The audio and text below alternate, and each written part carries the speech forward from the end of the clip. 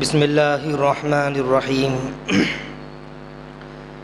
الحمد للہ رب العالمین والصلاة والسلام علی سید الانبیاء والمرسلین محمد وآلہ وصحبہ اجمعین اما بعد فقد قال اللہ تبارک وتعالی فی القرآن المجید والفرقان الحمید اعوذ باللہ من الشیطان الرجیم بسم اللہ الرحمن الرحیم حامیم والکتاب المبین انا انزلناه فی لیلۃ مبارکۃ انا کنا منذرین فیہا یفرق کل امر حکیم صدق اللہ العظیم وقال رسول اللہ صلی اللہ علیہ وسلم اللہم بارک لنا فی رجب وشعبان وبلغنا رمضان او کما قال علیہ الصلاۃ والسلام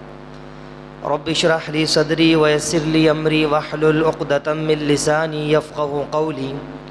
سبحانک لا علم لنا الا ما علمتنا انک انت العلیم الحکیم رب اعنی علی ذکرک وشکرک وحسن عبادتک اللہم صل علی سیدنا محمد وعلی آل سیدنا محمد وبارک وسلم۔ بزرگان محترم، عزیزان گرامی، یہ شعبان کا مبارک مہینہ، فضیلت والا مہینہ چل رہا ہے۔ قمری اعتبار سے یہ سال کا 8واں مہینہ ہے۔ شرعی احکام کے اعتبار سے یہ رمضان المبارک کا مقدمہ ہے۔ اس کے فوراً بعد رمضان کا وہ مبارک مہینہ آنے والا ہے، وہ بابرکت مہینہ، رحمتوں والا مہینہ آنے والا ہے۔ اس مہینے میں نبی کریم صلی اللہ علیہ وسلم کے کچھ معمولات ہیں کہ آپ صلی اللہ علیہ وسلم ان معمولات کو انجام دیا کرتے تھے۔ پہلا عمل آپ صلی اللہ علیہ وسلم کا، جو میں نے اس سے پہلے بھی عرض کیا تھا، کہ جب رجب کا چاند آپ صلی اللہ علیہ وسلم دیکھتے تو دعا فرماتے اللہم بارک لنا فی رجب و شعبان وبلغنا رمضان، کہ اے اللہ رجب اور شعبان میں ہمیں برکتیں عطا فرمائیے اور رمضان المبارک تک ہمیں پہنچا دیجیے۔ تو ان دونوں مہینے میں رجب اور شعبان میں اللہ کے رسول صلی اللہ علیہ وسلم برکتوں کی دعائیں کرتے تھے، اور یہ دعا کرتے تھے کہ یا اللہ میری عمر اتنی دراز ہو جائے کہ رمضان تک ہم پہنچ جائیں، رمضان کی برکتیں ہم حاصل کرنے والے بن جائیں۔ تو اس دعا کا اہتمام کیا کرتے تھے۔ ایک تو یہ معمول تھا۔ دوسرا معمول یہ تھا اللہ کے رسول صلی اللہ علیہ وسلم کا، حضرت عائشہ صدیقہ رضی اللہ تعالی عنہ فرماتی ہیں کہ اللہ کے رسول صلی اللہ علیہ وسلم شعبان کے مہینے میں بکثرت روزے رکھا کرتے تھے۔ پورے مہینے کا روزہ، آخر کے کچھ دنوں کو چھوڑ کر اکثر ایام کا روزہ رکھا کرتے تھے۔ حضرت عائشہ صدیقہ رضی اللہ تعالی عنہ فرمایا کرتی تھی کہ رمضان کے میرے وہ روزے جو نسوانی مجبوری کی وجہ سے مجھ سے چھوٹ جاتے تھے، تو میں ان روزوں کی قضا اس مہینے شعبان میں کر لیتی تھی،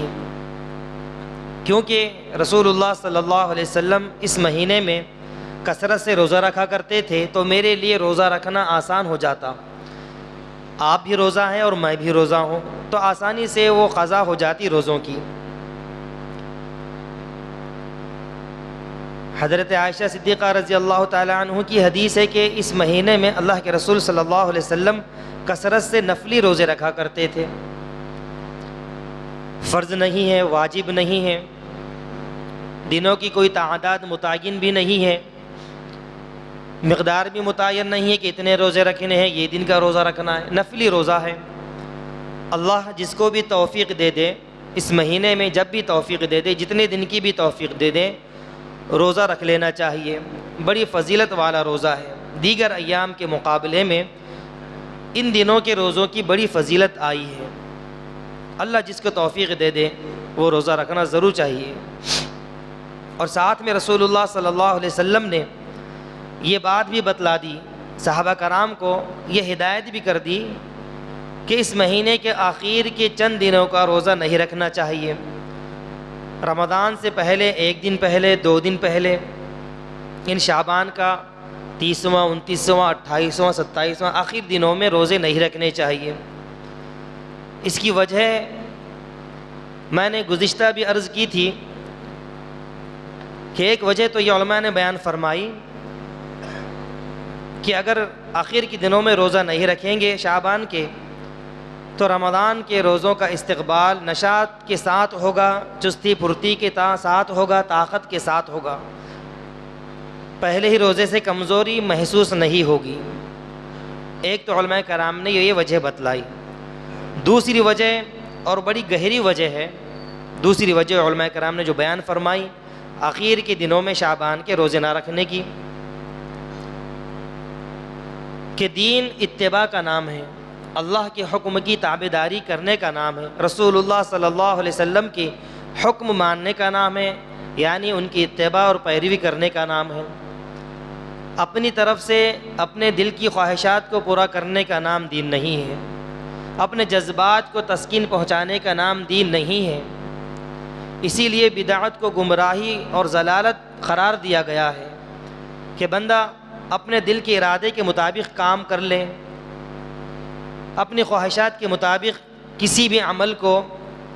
گھڑ لے اور اس کو دین کا حصہ سمجھے اور دین کا حصہ قرار دے، یہی تو بدعت کہلاتی ہے۔ اسی واسطے شعبان کے آخر دنوں کا، رمضان سے 1-2 دن پہلے روزے نہ رکھنے کا رسول اللہ صلی اللہ علیہ وسلم نے حکم فرمایا کہ آخر کے چند دنوں کا اور رمضان سے 1-2 دن پہلے روزے نہ رکھو، روزے چھوڑ دو۔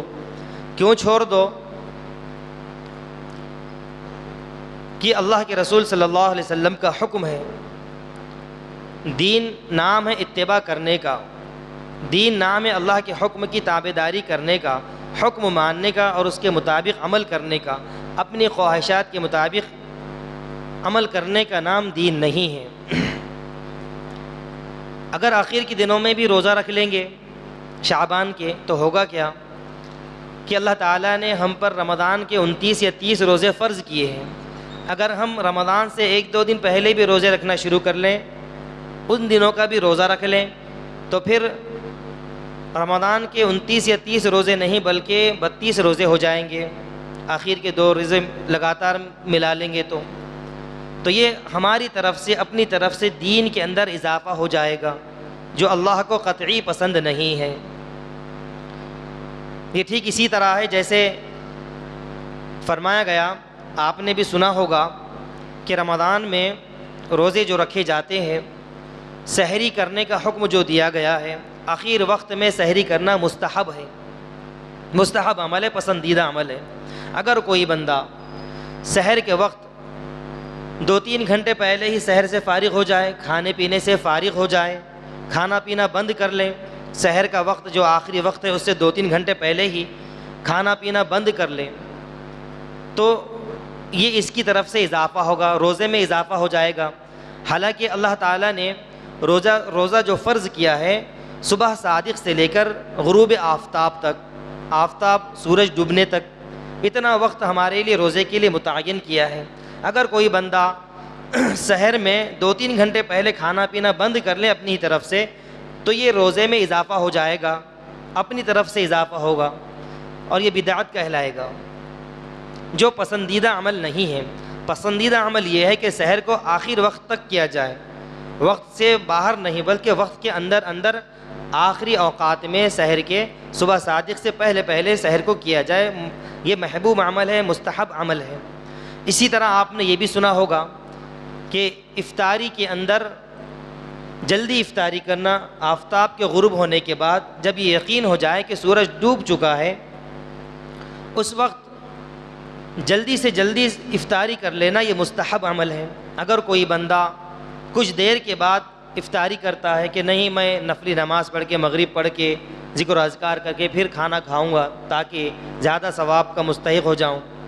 تو یہ دین میں پسندیدہ عمل نہیں ہے، یہ اپنی طرف سے اللہ کے حکم میں اضافہ کرنے کا مترادف ہے، یہ پسندیدہ عمل نہیں ہے۔ اتنی بات سن کر آپ کو اندازہ لگ چکا ہوگا کہ شریعت کے اندر کتنی باریکی کا لحاظ رکھا گیا ہے کہ کوئی آدمی بھی شریعت کے اندر اپنی طرف سے کسی چیز کے اندر اضافہ بھی نہ کرے، کسی چیز کے اندر کسی عمل کے اندر کمی بیشی بھی نہ کرے، اور اسلام کے اندر کوئی نئی چیز داخل بھی نہ کرے۔ تو بتلانا یہ مقصود ہے کہ جتنا ہمیں کہا گیا، جیسا ہمیں کہا گیا اتنا ہی ہمیں کرنا ہے اور ویسا ہی عمل کرنا ہے جیسا کہ رسول اللہ صلی اللہ علیہ وسلم نے ہمیں حکم فرمایا ہے، جیسا کہ رسول اللہ صلی اللہ علیہ وسلم نے ہمیں کر کے دکھلایا ہے۔ اللہ کے احکام کو، رسول اللہ صلی اللہ علیہ وسلم کے طریقوں کو اسی طرح اسی حالت میں اور اتنی ہی مقدار میں اپنانا ہے کہ جتنا ہمیں کہا گیا۔ تو یہ دو عمل اللہ کے رسول صلی اللہ علیہ وسلم کے ان دنوں میں ہوا کرتے تھے کہ برکت کی دعائیں کیا کرتے تھے، روزوں کا اہتمام کیا کرتے تھے۔ اور تیسری بات، اللہ کے رسول صلی اللہ علیہ وسلم سے جو بات ثابت ہے وہ 14 اور 15 شعبان میں آنے والی درمیانی والی رات ہے، جس کی فضیلت احادیث مبارکہ میں بہت زیادہ وارد ہوئی ہے، جس کو ہمارے یہاں شب برات سے تعبیر کیا جاتا ہے، شب برات کہا جاتا ہے۔ بہت برکتوں والی رات ہے، فضیلت والی رات ہے۔ بعض لوگ اس رات کا انکار کرتے ہیں، کہتے ہیں کہ یہ بڑی رات نہیں ہے، فضیلت والی رات نہیں ہے، کوئی حدیث صحیح سند کے ساتھ اس کی وارد نہیں ہوئی ہے، حالانکہ یہ بات درست نہیں ہے۔ اس رات کی فضیلت کے بارے میں 17 صحابہ کرام سے روایتیں منقول ہیں، 17 صحابہ کرام سے، 17 صحابہ کرام نے اللہ کے رسول صلی اللہ علیہ وسلم کی طرف سے یہ بیان فرمایا کہ یہ بڑی فضیلت والی رات ہے، اس رات میں اگر کوئی بندہ عبادت کرتا ہے تو دیگر ایام کے مقابلے میں بہت زیادہ اجر و ثواب کا یہ مستحق ہوگا اور اللہ تعالیٰ کا قرب حاصل ہوگا۔ بلکہ بعض روایتوں سے معلوم ہوتا ہے آسمان دنیا سے اللہ کی طرف سے ایک منادی آواز لگاتا ہے، یا پھر اللہ تبارک و تعالیٰ بعض روایتوں سے معلوم ہوتا ہے کہ خود آسمان دنیا پر آتے ہیں اور یہ اعلان فرماتے ہیں الا هل من مستغفر فاغفر له، کہ کوئی ہے مغفرت طلب کرنے والا کہ میں اس کی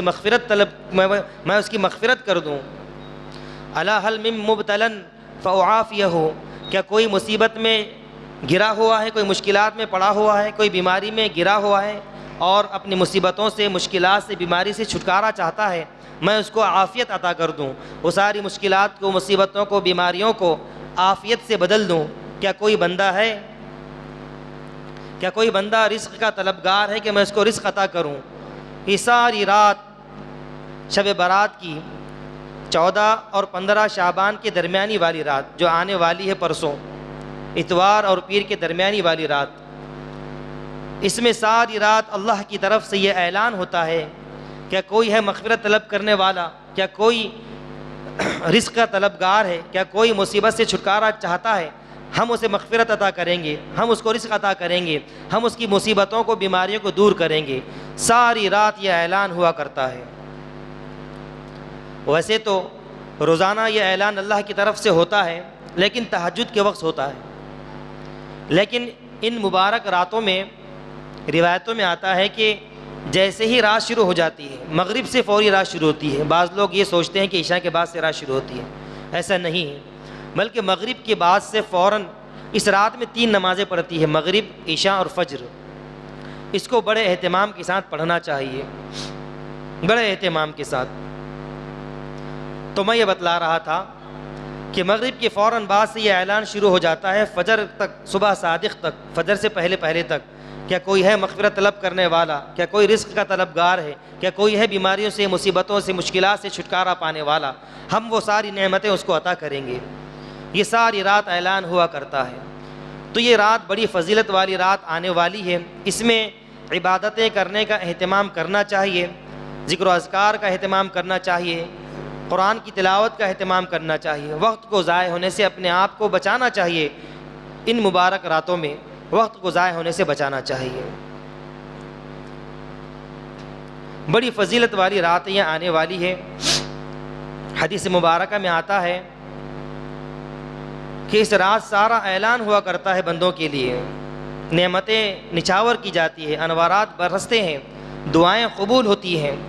بندہ کا اور اللہ کا رابطہ ہوتا ہے۔ اگر کوئی اس میں اپنے رابطے کو، اپنے تعلقات کو اللہ سے استوار کرنا چاہے، معاملات کو درست کرنا چاہے، مغفرت کرانا چاہے،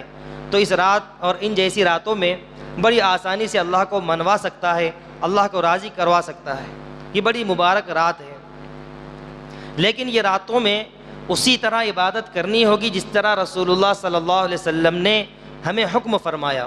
اس میں بھی کچھ کمی بیشی نہیں ہونی چاہیے۔ شیطان تو ہمارا کھلا دشمن ہے، وہ چاہتا ہی ہے کہ انسان اعمال پر نہ کھڑا ہو، اگر اعمال پر کھڑا ہو گیا تو اس طرح کھڑا نہ ہو جس طرح رسول اللہ صلی اللہ علیہ وسلم نے بتلایا ہے، کر کے دکھلایا ہے۔ وہ تو کسی طرح انسان کو بھٹکانا چاہتا ہے، لہذا اس نے دیکھا کہ ایک بڑی رات آنے والی ہے، مبارک رات آنے والی ہے، یہ رات ایسی فضیلت والی ہے کہ اگر بندہ اللہ سے جڑ جائے، رابطہ قائم کر لے، متوجہ ہو جائے تو اس کا تو بیڑا پار ہو جائے گا اور میرا نقصان ہو جائے گا۔ اس غرض سے وہ یہ کام کرتا ہے کہ عبادتوں سے ہٹا کر بدعتوں میں لگا دیتا ہے، نئے نئے طریقے ایجاد کروا دیتا ہے اور اسی میں انسان کو ملوث کر دیتا ہے۔ اب ان بڑی راتوں میں کیا کیا خرافات ہوتی ہے، کیا کیا بدعت ہوتی ہے، یہ ساری شیطان کی طرف سے ایجاد کروایا ہوا عمل ہوتا ہے۔ انہی میں سے ایک یہ ہوتا ہے کہ ہم اس بات کو ضروری سمجھتے ہیں کہ اس دن اور اس رات گھر میں میٹھا بننا چاہیے، حلوہ بننا چاہیے۔ واجب اور فرض کے درجے میں اس کو کہتے ہیں کہ بھئی جس کے گھر میں میٹھا نہیں بنا اس کی شب برات کس طرح؟ ارے بھئی ان کے گھر میں شب برات نہیں منائی جا رہی، ان کے گھر میں میٹھا نہیں بنا۔ فرض کے درجے میں، واجب کے درجے میں یہ کہا جاتا ہے۔ کہنے والے کہتے ہیں کہ بھئی یہ حرام چیز تھوڑی ہے، میٹھا کھانا گناہ تھوڑی ہے۔ یقیناً گناہ نہیں ہے، حرام نہیں ہے، آپ روزانہ کھاؤ، لیکن کسی کام کو، کسی عمل کو کسی رات کے لیے، کسی دن کے لیے مخصوص کر لینا، یہ دین میں اپنی طرف سے اضافہ ہے جو اللہ تعالیٰ کو بالکل بھی پسند نہیں ہے۔ کل محدثۃ بدعہ وکل بدعۃ ضلالہ، کہ اسلام میں اور دین میں نئی چیزوں کا جاری کرنا یہ بدعت ہے، اور ہر بدعت گمراہی ہے، ہر بدعت گمراہی ہے۔ تو یہ چیزیں اور ان جیسی تمام چیزیں جو اس رات میں کی جاتی ہے ساری بدعت و خرافات ہے، اس کی کوئی اصل کوئی بنیاد نہیں ہے۔ ہمیں ان چیزوں سے بچنا چاہیے۔ جو کچھ بھی احادیث مبارکہ میں وارد ہوا ہے، رسول اللہ صلی اللہ علیہ وسلم نے جتنا ہم سے کہا ہے اتنا ہی ہم کو کرنا ہے، اور اسی کے مطابق ہمیں یہ رات گزارنی ہے۔ یہ رات عبادتوں میں گزارنی ہے، جاگ کر گزارنی ہے۔ جاگنا کس طرح ہے؟ اللہ کی بارگاہ میں رہ کر، اللہ کے حضور حاضر ہو کے، اللہ کے سامنے تلاوت قرآن، ذکر و اذکار کر کے اس رات کو جاگنا ہے، مکمل جاگنا ہے۔ اگر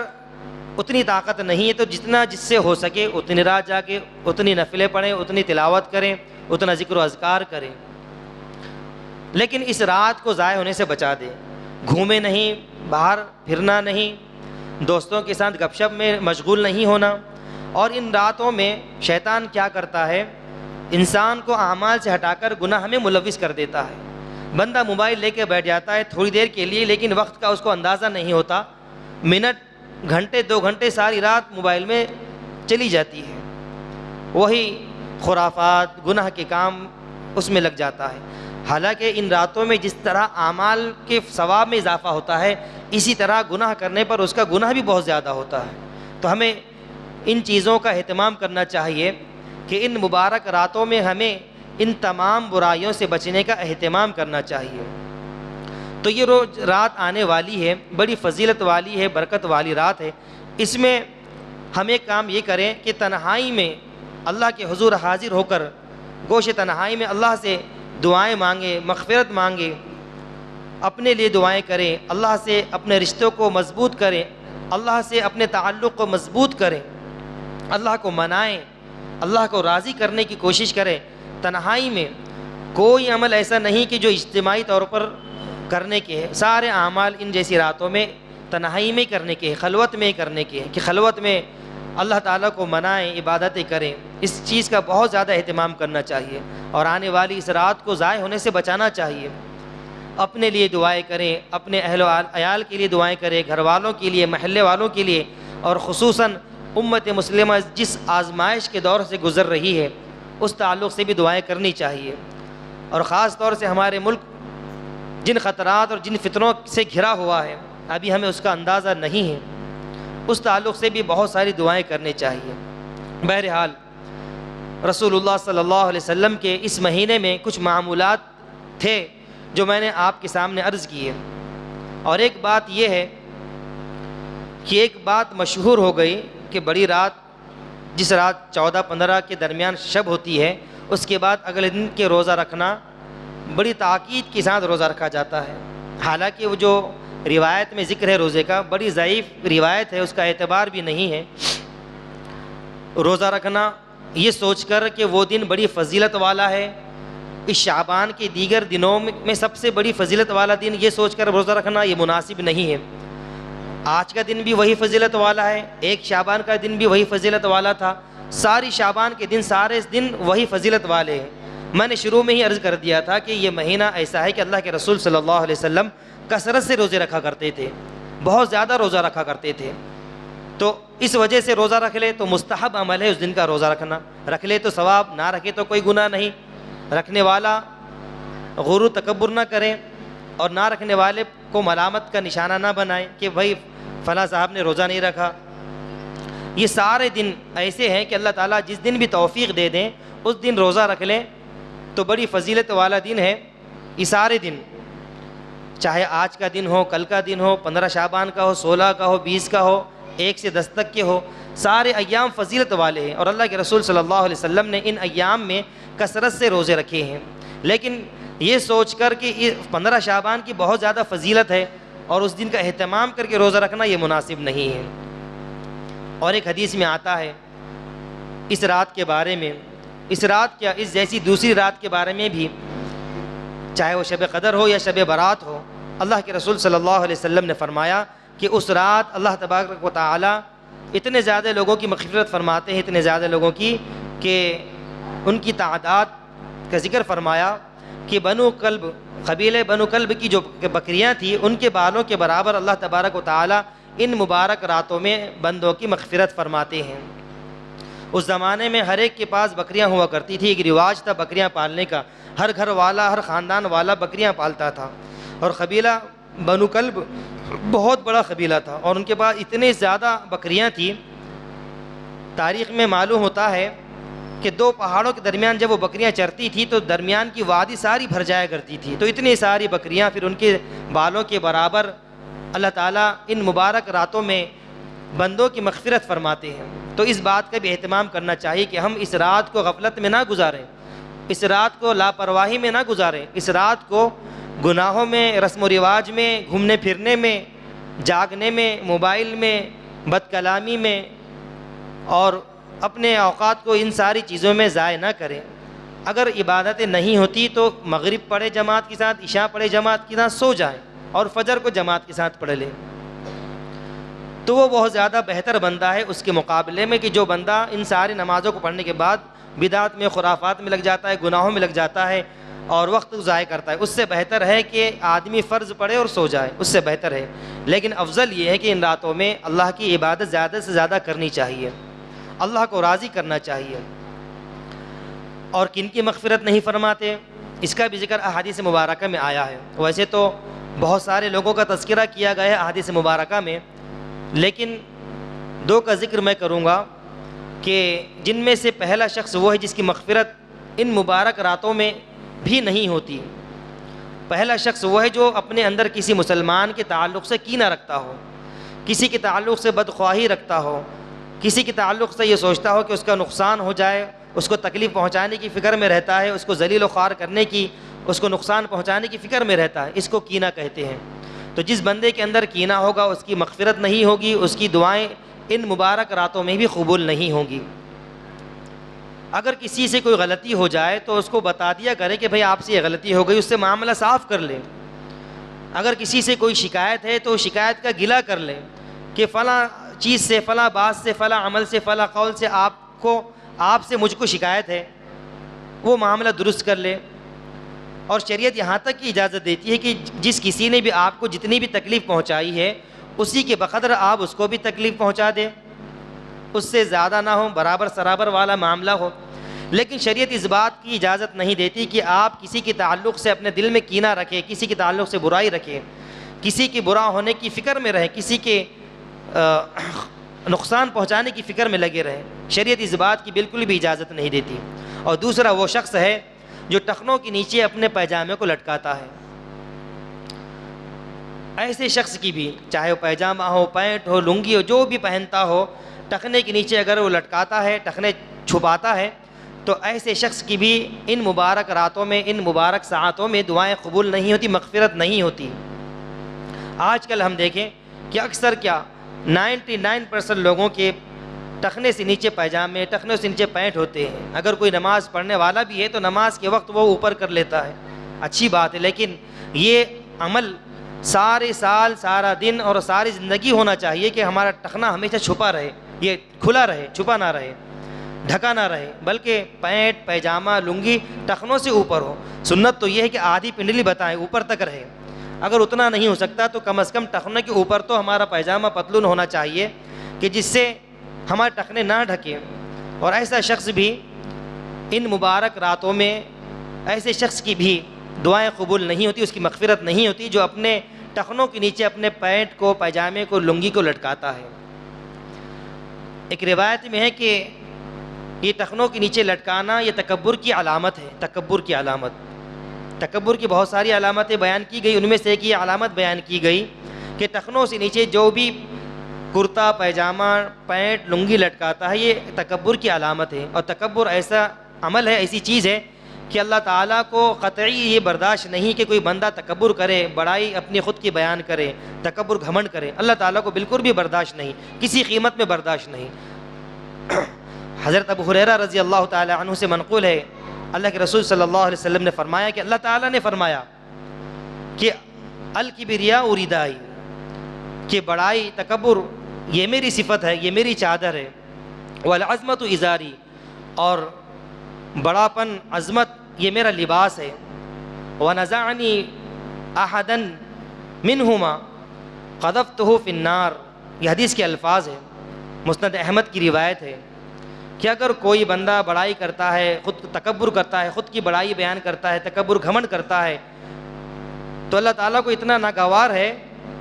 کہ اللہ تعالیٰ اس کو جہنم میں ڈال دیتے ہیں۔ قذفتہ فی النار، اللہ تعالیٰ نے فرمایا کہ میں اس کو جہنم میں ڈال دیتا ہوں۔ تو یہ اللہ تعالیٰ کی صفت ہے تکبر کی، بندوں کو یہ اپنانی نہیں چاہیے۔ تو یہ دو عمل کہ ہمارا دل کسی مسلمان کے تعلق سے کینے سے بھرا ہوا نہ ہو، دل صاف ہو ہر ایک سے، اگر کوئی معاملہ ہو تو اس کو معاملے کو صاف کر لے، شکایت ہو تو شکایت کو دور کر دے، تکلیف ہو تو اس کو بیان کر دے کہ آپ سے مجھے یہ تکلیف ہے۔ اور دوسرا یہ عمل کہ ٹخنوں کے نیچے اپنے کرتے، پیجامے، لنگی کو نہ لٹکائیں، یہ بڑا ناپسندیدہ عمل ہے۔ بخاری شریف کی روایت ہے، اللہ کے رسول صلی اللہ علیہ وسلم نے فرمایا ما اسفل من الکعبین من الازار فی النار، کہ ٹخنوں کا جو حصہ ڈھکا ہوا ہوگا پیجامے سے، کرتے سے، پینٹ سے، لنگی سے، اتنا حصہ اللہ تعالی جہنم کی آگ میں جلائیں گے۔ یہ بخاری شریف کی روایت ہے۔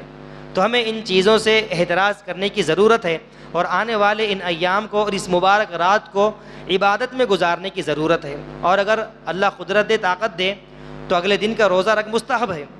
کوئی فضیلت والا نہیں ہے۔ آج جو فضیلت ہے، گزشتہ کل کو جو فضیلت تھی،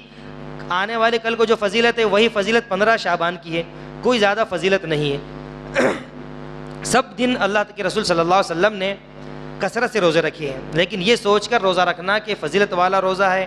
اور بڑے اہتمام کے ساتھ رکھنا اور واجب و فرض سمجھ کے روزہ رکھنا، یہ بدعت کہلاتا ہے۔ بدعت سے ہم کو بچنا ہے۔ اللہ تعالیٰ سے دعا ہے کہ اللہ تعالیٰ ہمیں عمل کی توفیق عطا فرمائے۔ اور ایک بات یہ رہ گئی کہ ایک عمل یہ کیا جاتا ہے قبرستان میں جانے کا، اس کو بھی لازم سمجھا جاتا ہے اور سنت سمجھا جاتا ہے، حالانکہ اللہ کے رسول صلی اللہ علیہ وسلم سے پوری زندگی میں، پوری حیات طیبہ میں صرف ایک مرتبہ ثابت ہے وہ بھی ایک مرتبہ اللہ کے رسول صلی اللہ علیہ وسلم رات کے کسی حصے میں حضرت عائشہ صدیقہ رضی اللہ تعالی عنہا سے چھپ چھپا کر خاموشی سے اٹھ کر قبرستان میں گئے، قبلہ رخ ہو کر دعا کی اور واپس آ کر لیٹ گئے، کسی کو پتہ چلنے نہیں دیا۔ وہ تو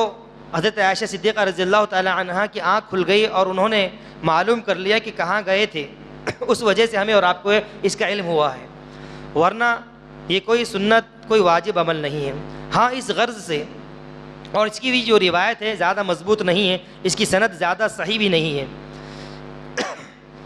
اگر کوئی بندہ اس اعتبار سے کہ اللہ کے رسول صلی اللہ علیہ وسلم نے اپنی زندگی میں ایک مرتبہ اس رات میں یہ عمل کیا ہے کہ قبرستان میں جا کر قبلہ رخ ہو کر دعا کی ہے،